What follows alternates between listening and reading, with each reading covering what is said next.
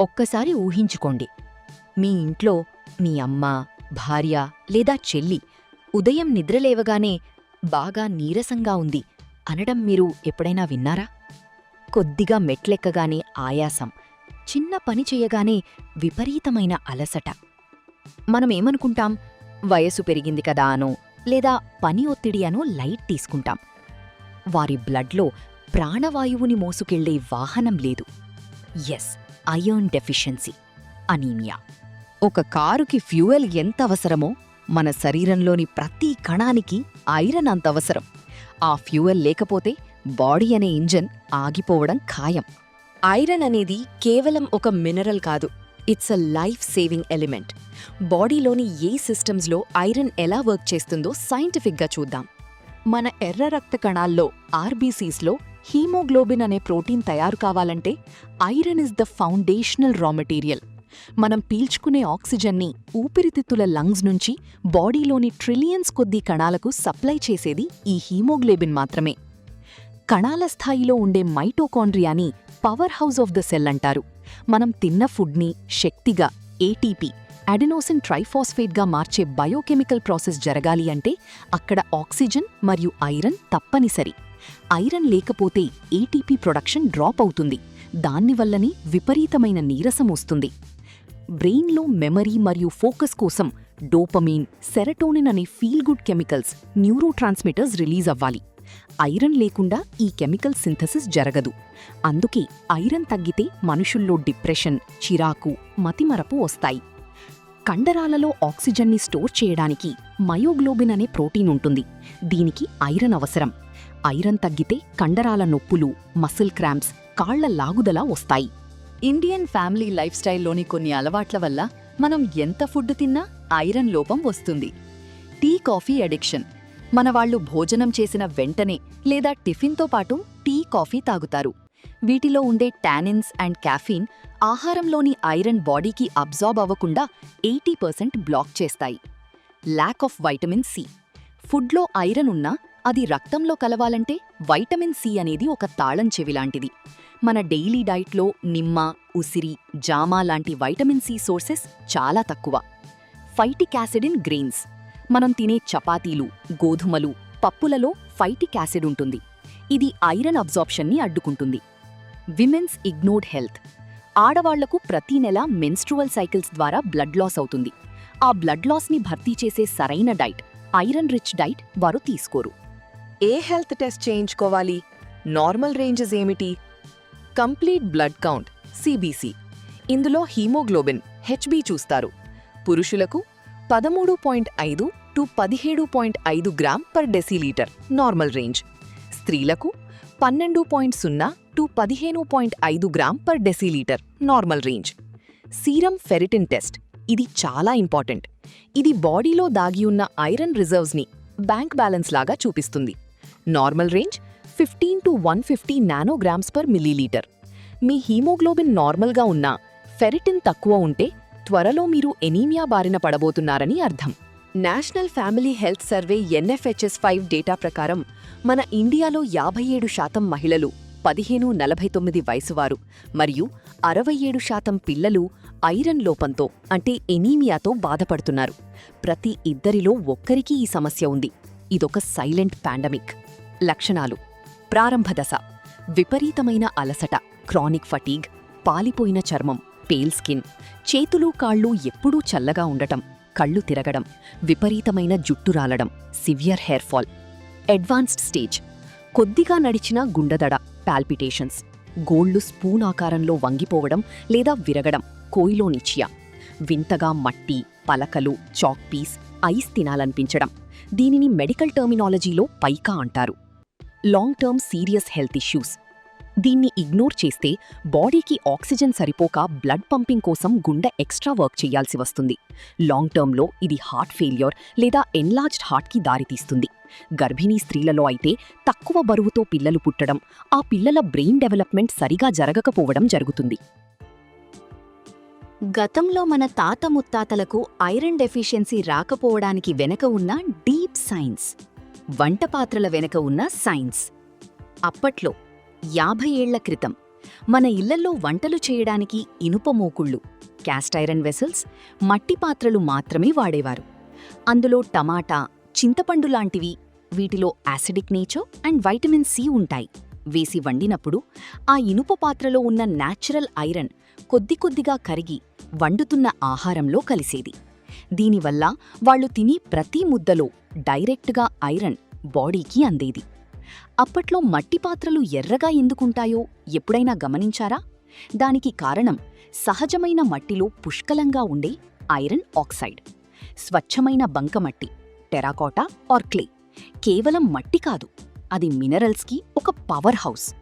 అందులో ఐరన్తో పాటు calcium, magnesium మరియు ఫాస్ఫరస్ లాంటి బాడీకి అవసరమైన సూక్ష్మ పోషకాలు, మైక్రోమినరల్స్ సహజంగానే నిక్షిప్తమయ్యుంటాయి. యాసిడ్ హీట్ రియాక్షన్, అసలు మ్యాజిక్ వంటగదిలో జరుగుతుంది. మనం మట్టి పాత్రలో కూరలు వండేటప్పుడు చింతపండు, టమాటా లేదా నిమ్మరసం లాంటి ఆమ్ల, యాసిడిక్ పదార్థాలు వేస్తుంటాం. పొయ్యి మీద మట్టి పాత్ర వేడెక్కుతున్నప్పుడు ఆ వేడికి మరియు ఈ యాసిడిక్ ఫుడ్కి మధ్య ఒక రియాక్షన్ జరుగుతుంది. ఈ ప్రాసెస్లో మట్టి పాత్ర గోడల నుండి ఐరన్ నెమ్మదిగా కరిగి మైక్రోస్కోపిక్ స్థాయిలో మనం వండుతున్న ఆహారంలో కలుస్తుంది. సైన్స్ భాషలో దీనిని మినరల్ లీచింగ్ అంటారు. ఇలా డైలీ మట్టి పాత్రలో వండిన ఆహారం తినడం వల్ల బాడీకి కావాల్సిన డైలీ ఐరన్ డోస్ ఆటోమేటిక్గా ఫుడ్ ద్వారానే వెళ్ళిపోయేది. ఆల్కలైన్ ధర్మం, బాడీకి ఐరన్ అందాలంటే ముందు మనం తిన్న ఫుడ్ సరిగ్గా అరిగి గట్ హెల్త్ ఉండాలి. మట్టికి సహజంగా ఆల్కలైన్. మనం వండే ఆహారంలోని యాసిడిటీని ఇది బ్యాలెన్స్ చేసి న్యూట్రల్ చేస్తుంది. దీనివల్ల అప్పటివారికి గ్యాస్, యాసిడిటీ సమస్యలు రాలేదు. పేగులు ఎంత ఆరోగ్యంగా ఉంటే ఆహారంలో ఉన్న ఐరన్ రక్తంలోకి అంత బాగా అబ్జార్బ్ అవుతుంది. Slow cooking and moisture lock, మట్టి పాత్రలకు కంటికి కనిపించని చిన్న చిన్న రంధ్రాలు, మైక్రోపోర్స్ ఉంటాయి. వీటి ద్వారా వేడి మరియు గాలి సమానంగా లోపలికి వెళ్లి ఆహారం నెమ్మదిగా ఉడుకుతుంది. మీరు అల్యూమినియం పాత్రలో లేదా ప్రెషర్ కుక్కర్లో వండినప్పుడు ఆ హై టెంపరేచర్కి ఆహారంలో ఉండే విటమిన్ సి లాంటివి 80% ఆవిరైపోయి చనిపోతాయి. విటమిన్ సి లేకపోతే ఐరన్ అబ్జార్బ్ అవ్వదు అని మనం ముందే చెప్పుకున్నాం. కానీ మట్టి పాత్రలో వండినప్పుడు 100% పోషకాలు ఫుడ్లోనే లాక్ అవుతాయి. చూశారు కదా, అప్పట్లో వాళ్ళు వాడిన పాత్రలే వాళ్లకొక మల్టీవిటమిన్ సప్లిమెంట్ లాగా పనిచేసేవి. కానీ ఈరోజు మనం నాన్ స్టిక్ ప్యాన్స్, టెఫ్లాన్ మరియు అల్యూమినియం వాడుతున్నాం. ఇవి ఐరన్ ఇవ్వకపోగా బాడీలోకి స్లో పాయిజన్ లాంటి కెమికల్స్ని పంపుతున్నాయి. నేల సారం తగ్గడం. అప్పట్లో వ్యవసాయం పూర్తిగా ఆర్గానిక్. ఆవు పేడ, వేపపిండి వాడి పండించేవారు. భూమిలో ఖనిజాలు, minerals like iron, zinc, magnesium పుష్కలంగా ఉండేవి. ఆ భూమిలో పండిన ఒక కట్ట పాలకూర తింటే బాడీకి కావలసిన ఐరన్ దొరికేది. ఇప్పట్లో హరిత విప్లవం, గ్రీన్ రెవల్యూషన్ తర్వాత యూరియా, పురుగుల మందులు వేసి భూమి సారాన్ని నాశనం చేశాం. సైంటిఫిక్ రిపోర్ట్స్ ప్రకారం 50 ఏళ్ల క్రితం నాటి ఒక క్యారెట్ లేదా పాలకూరలో ఉన్న న్యూట్రిషన్ విలువ పొందాలంటే ఈరోజు మనం అలాంటివి 5 నుంచి 10 తినాలి. భూమిలోనే ఐరన్ లేనప్పుడు అందులో పండే ఆకుకూరల్లో ఐరన్ ఎక్కడ్నించొస్తుంది? అప్పట్లో మనవాళ్ల ప్రధాన ఆహారం సిరిధాన్యాలు, మిల్లెట్స్, రాగులు, సజ్జలు, జొన్నలు మరియు దంపుడు బియ్యం. అలాగే తీపి కోసం తాటి బెల్లం, పామ్ జాగరీ వాడేవారు. ఇవన్నీ ఐరన్కి పవర్ హౌస్ లాంటివి. రాగి సంగటి, జొన్న రొట్టెలు రోజూ తినడం వల్ల వాళ్ల బ్లడ్లో హీమోగ్లోబిన్ ఎప్పుడూ తగ్గలేదు.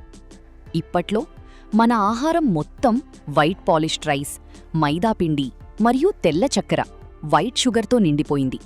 వీటిలో ఐరన్ లేదు సరికదా, ఇవి ఎంటీ క్యాలరీలను మాత్రమే ఇస్తున్నాయి. పాత రోజుల్లో రాత్రి మిగిలిన అన్నంలో పాలు, మజ్జిగ పోసి ఉదయాన్నే చద్ది అన్నం, ఫర్మెంటెడ్ రైస్ తినేవారు. ఇది బాడీలో మంచి బ్యాక్టీరియాని, ప్రోబయోటిక్స్ని విపరీతంగా పెంచేది. పేగులు, ఇంటెస్టైన్స్ ఎంత ఆరోగ్యంగా ఉంటే మనం తిన్న ఆహారంలోని ఐరన్ అంత బాగా అబ్జార్బ్ అవుతుంది. అలాగే వాళ్లు రోజంతా కష్టపడేవారు కాబట్టి జీర్ణక్రియ, మెటబాలిజం చాలా ఫాస్ట్గా ఉండేది. ఇప్పుడు జంక్ ఫుడ్స్, కూల్ డ్రింక్స్ వల్ల మన పేగుల ఆరోగ్యం పూర్తిగా దెబ్బతింది.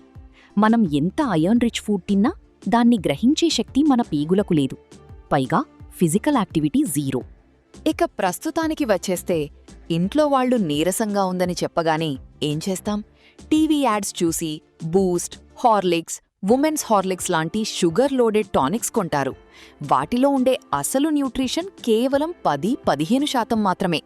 మిగతాది 60–70% సుక్రోజ్, చక్కెర అండ్ ఆర్టిఫిషియల్ ఫ్లేవర్స్. లేదా మెడికల్ షాప్కి వెళ్ళి 100 రూపాయలకో 150 రూపాయలకో దొరికే చీప్ సింథటిక్ ఐరన్ టాబ్లెట్స్ లేదా సిరప్స్, ఫెరస్ సల్ఫేట్ లేదా ఫెరస్ ఆస్కార్బేట్ రూపంలో ఉండేవి తెచ్చుకుంటారు. సింథటిక్ ఐరన్ అనేది కెమికల్స్తో ల్యాబ్లో తయారు చేయబడిన ఐసోలేట్. ఇవి వాడినప్పుడు విపరీతమైన మలబద్ధకం, సివియర్ కాన్స్టిపేషన్, కడుపులో మంట, గ్యాస్ట్రైటిస్, యాసిడిటీ మరియు మలం నల్లగా రావడం, బ్లాక్ స్టూల్స్ గమనించవచ్చు. లాంగ్ టర్మ్ వాడిపే లివర్ టాక్సిసిటీ, కాలేయానికి ప్రమాదం పెరిగే రిస్క్ ఉంది. ఐరన్ డెఫిషియన్సీకి సొల్యూషన్ ఏంటి? Non veg, heme iron, easy absorption, mutton liver, chicken, గుడ్లు. Veg, non heme iron, needs vitamin C for absorption, పాలకూర, స్పినచ్, బెల్లం, ఖర్జూరం, రాగులు, అవిసె గింజలు. తినకూడనివి, foods to avoid with iron: పాలు, టీ, కాఫీలను ఐరన్ రిచ్ ఫుడ్తో పాటు ఎప్పుడూ తీసుకోకూడదు. కాల్షియం అండ్ ఐరన్ కలిస్తే రెండూ అబ్సార్బ్ అవ్వవు. The cost reality of food: బాడీకి కావలసిన 20 mg క్వాలిటీ ఐరన్ రోజువారీ ఆహారం ద్వారా అందాలి అంటే ఆర్గానిక్ ఆకుకూరలు, డ్రై ఫ్రూట్స్, ఖర్జూరం మరియు మీట్ కొనుగోలు చేయడానికి ఒక మనిషికి సగటున రోజుకి 100 రూపాయల నుంచి 150 రూపాయలు ఖర్చవుతుంది. మన ఇండియన్ మిడిల్ క్లాస్కి ప్రతిరోజు ఆ range budget and time maintain చేయడం ప్రాక్టికల్గా అసాధ్యం.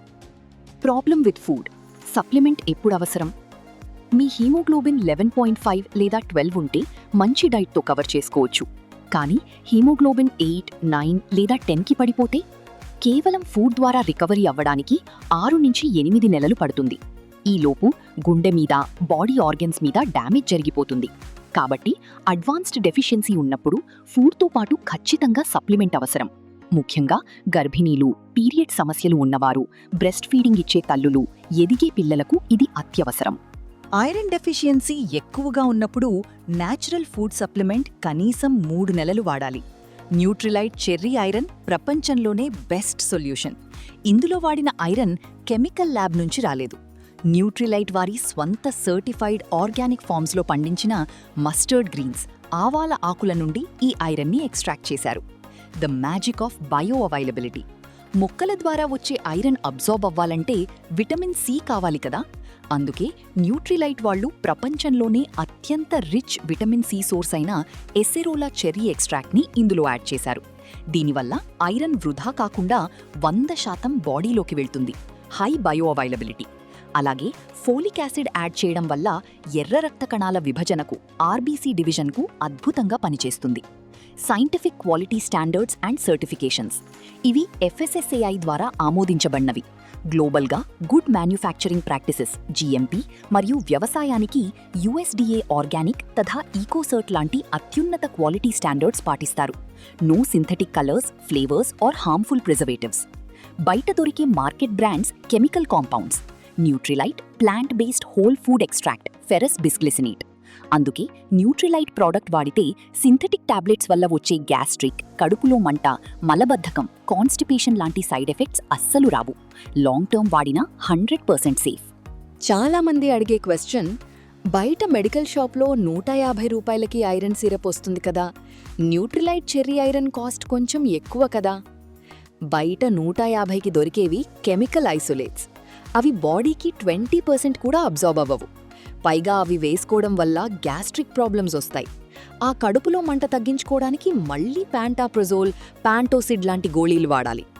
లాంగ్ టర్మ్లో లివర్ రిస్క్లో పడుతుంది. మన Nutrilite cherry iron cost per tablet సుమారు 15–20 రూపాయలు మాత్రమే పడుతుంది. ఈ రోజుల్లో రోడ్డు మీద ఒక చిన్న టీ తాగితే 15 రూపాయలు అవుతుంది. మన ఇంటి ఇల్లాలు ఆరోగ్యం కోసం, నీరసం లేకుండా యాక్టివ్గా ఉండటం కోసం, సైడ్ ఎఫెక్ట్స్ లేని బెస్ట్ ఆర్గానిక్ న్యూట్రిషన్ కోసం రోజుకి 20 రూపాయలు ఖర్చు చేయడం ఎక్కువ అంటారా? We're not spending on product, we're investing in health to save future hospital bills. మన ఇంట్లో ఆడవాళ్లు ఎప్పుడూ వాళ్ళ ఆరోగ్యాన్ని నిర్లక్ష్యం చేస్తుంటారు. మనకు, పిల్లలకు అన్నీ అమర్చి పెడతారు, కానీ వాళ్ళు మాత్రం టైంకి తినరు.